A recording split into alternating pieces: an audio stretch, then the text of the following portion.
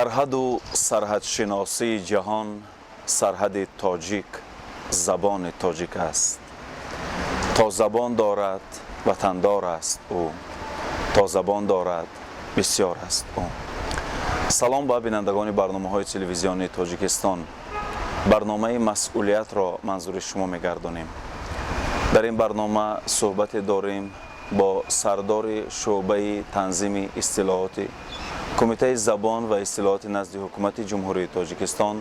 رحیم زلفانیان. برای ملت بزرگ تاجیک که مرحله‌های گوناگون تاریخی را پس سر کرده است و یگانه ارزش بسیار هم والا و مقدسی که تا زمان ما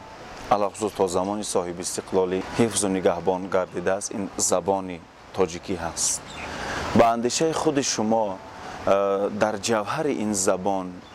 چگونه قدرت بود که در گردش‌های ناهموار پیکر تاریخ این گونه زبان تازه به آلایش تا زمان ما آمده رسیده است؟ نابسته از آنه که ما در این چندین سالها اصطلاح‌های خیلی زیادی به زبان ما وارد شدند، ولی در ادبیات ما، در اشعار ایجادیات شخصیت‌های مشهور ما ارزش‌های این زبان حفظ گردیدند. هنوز از دوران باستان این زبان محض در توأمیت با تمدن و فرهنگ خویش مصاحب زبانان را تا به امروز آورده رسانید. چرا؟ چون که ببینید ما در تمام قشر جامعه هنوز در دوران باستان محض با زبان که هنوز 4000 سال پیش علاقه خط و الفبای گویم ملی خود را داشتیم و این ما را به اون وادار نمود تا اینکه امروز با این رسالت ها همچون زبان دولتی فراگیر باشیم. امروز خوشبختانه با این زبان قریب 100 میلیون صاحب زبان معاشرت میکند، افتخار میکند و طی نیم میلیارد گویندگان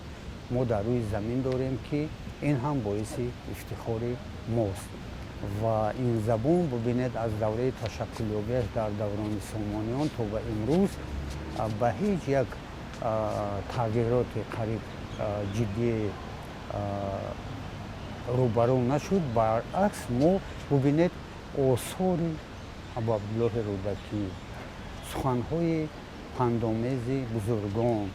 قاموس بی‌زوال فردوسی را به یگان لغتنامه به ترجمه ما امروز میفهمیم و گویا که همین در دوره ما گفته شده باشد چنان نو، ساده، شیوا، مغلق و فصیح. از همین خاطر ببینید در دوران 13 ساله استقلالیت کشورمون زبان هم رسالت های خود را علاقه اجرا کرده می آید و ما مسئول هستیم هر یک صاحب زبان داننده خوب زبانمون باشیم و برای داننده خوب زبانمون شدن ما خودآگاهی، خودشناسی، بیداری ملی، افتخار ملی، غرور ملی باید داشته باشیم که این زبانی که ما رو از طوفان تخت و تاس‌ها، غارتگری‌ها، کشتارهای اجنبیان ما را حفظ کرد و ببینید تمدن و فرهنگ و تاریخ چندین هزار ساله های ما را تا به امروز با ما آورد و ما را نهایت به جهانیان معرفی کرد. بسیار اندیشه خوب را اینجا مطرح کردید، یادآوری شدید از شاه اثر بی‌زوال ادبی ما شاهنامه که بدون لغتنامه امروز هر یک فرد میتواند بخواند و بفهمد.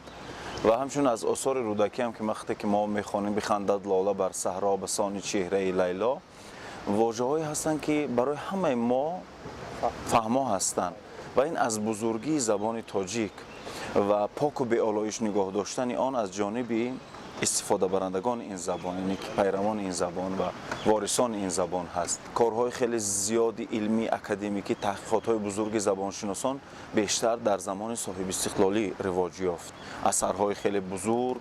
و کنفرانس و همایش و نشست‌های خیلی گوناگون و کارهای خیلی زیاد هم به انجام رسید. عظمت زبان تاجیکی رو در زمان صاحب استقلالی چگونه بیان میکنید؟ عظمت زبان تاجیکی رو ما به هیچ شبهه میتونیم با اون بیان کنیم که در حقیقت ببینید این زبان چنان زبان نادر، چنان زبان توانمند است که با نیروی واقعی خود در یک مدت کوتاه همه صاحب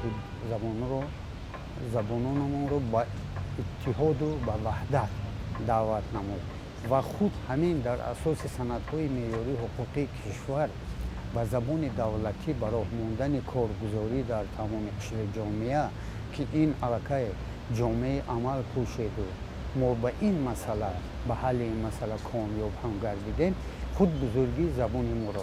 افاده میکند. چرا؟ چون که این زبان ما در اساس پایه کلاسیکی خود که علاقه تشکل یافته بود امروز به هیچ ممانعت پیش می رود، رشد می کند، گسترش می یابد. شهامت زبان ما چنان است که حتی اگر انگشت شمار به همین 5-10% کاربرد واژگان یا اصطلاحات اقتباسی ما محدود شویم، باقی 90% زبان ما قادر است با صاف لحن ناب تاجیکی واژگان بسازد، فکر و بیان کرده تواند و اصطلاح‌های تمام ساحه‌های تخصصی به این زبان گویم ورد زبان ما صاحب زبانان گشته باشد. راجع به اصطلاح سازی گفتید، یعنی ترجمه بعضی از نام‌ها در منظورتون هست یا که به اصطلاح ساختن واژه‌های نو به نو از واژگانی هستند که از در کلمه سازی و در واژه سازی آنها به واسطه از گویم روی منطق با معادل جویی ها در کلمه سازی ها و قالب های زبان ادبی معیارمون ساخته می شوند که این را علاقه ببینید مقامات های داخلدار به خصوص کمیته زبان و اصلاحات وظیفه‌دار گردیده است تا اینکه این مسئله ها را پیگیری کند، منتظم پیگیری کند و تمام صاحب تخصصان از تمام قشر جامعه از همه گونه طبقه های جامعه آنها باید که هر یک واژه، هر یک اصطلاح صاحبی خود رو تنها به تنها به طور جدی باید که در موافقه با کمیته زبان و اصلاحات راه اندازی کنند. چرا؟ چون که کمیته زبان و اصلاحات این دارای یکی از شوراهای جمهوری همگونسازی اصلاحات می باشد و در یگانه و یکسان نمودن همگون ساختن هر یک واژه، هر یک اصطلاحات صاحبی آنها مسئول و وظیفه‌دار هستند. از همین خاطر وقتی واژه های ناب و گویم زیبا پیدا می شوند این علاقه یک بردی ما در بخش زبان در ساحه‌های تخصصی می باشد. ما باید چنون داننده خوب زبان باشیم که با درک معنی هر یک واژه و اصطلاحات با شرح و تفسیر اون مفهوم برخوردار باشیم از اون. بله، چون که وقتی ما برخورداری میکنیم علاقه ما این واژگان رو در یک مدت کوتاه میتونیم مفهوم گردیم. در زمان صاحب استقلالی البته با تلاش جمهوری تاجیکستان و بسیاری از مردم امروز ها میبینیم نام های بسیار زیبا میگذارن برای فرزندان خود که شما هم نمونه یک کتاب تحت عنوان فهرستی نام های ملی تاجیکی هم روی چاپ آوردید و این خیلی کمک میکند. در برابر این راجع به نامگذاری شدن بعضی از روستاها و ناحیه ها تغییر نام، یعنی نام هایی که در مرحله های تاریخی نام های گوناگون و برای ساکنان و اهالی آن منطقه نافهما بود، امروز مثلا میبینیم مثلا شهر باختر یا خراسان، احیا گردیدن شهر خوجند یا رشت، این چیزها واقعا وقتی که ما راجع به هویت ملی صحبت میکنیم یا که برای پاس داشتن و برگشتن به اون نیاگان و اصل و اصالت خود همین چیز رو پیش نظر میاد. البته این راهی خیلی کوتاه نیست، راهی طولانی است، مرحله‌های خیلی گوناگون دارد. راجع به آن همین امروزها مثلا نامگذاری کردن باغ‌ها و کوچه‌ها و خیابان‌ها و روستاها و ناحیه‌ها به همون زبان اصل، برگشتن به همون هویت تا حدی هم میتواند برای خودشناسی ملت ما کمک می‌رساند. پشتیبان و غمخوار زبان ما اساسگزار صلح و وحدت ملی پیشوای ملت پرزیدنت محبوب کشورمون محترم امامعلی رحمان سرور تاجیکان جهان تمام هستی خود را بخشیده ایستاده در پیشبرد سیاست دولتی در زبان در جمهوری و بیرون از آن سهم ارزنده دارند و همین تشبس ها همه دستور هدایت ها را ما سهمگزاران از جمله مقامات وکالتدار کمیته زبان و اصلاحات به دوش گرفتیم تا در رشد و گسترش و عملی سازی این دستور هدایت ها سهم ارزنده گذاشته توانیم و ببینید که همین با قرار حکومت جمهوری تاجیکستان به تصویب رسیدن فهرست نام‌های ملی تاجیکی با قرار حکومت و دولتمون تصویب گردیدن قاعده های نوی املای زبان تاجیکی و علامت های کتابت زبان تاجیکی همزمان با قرار حکومت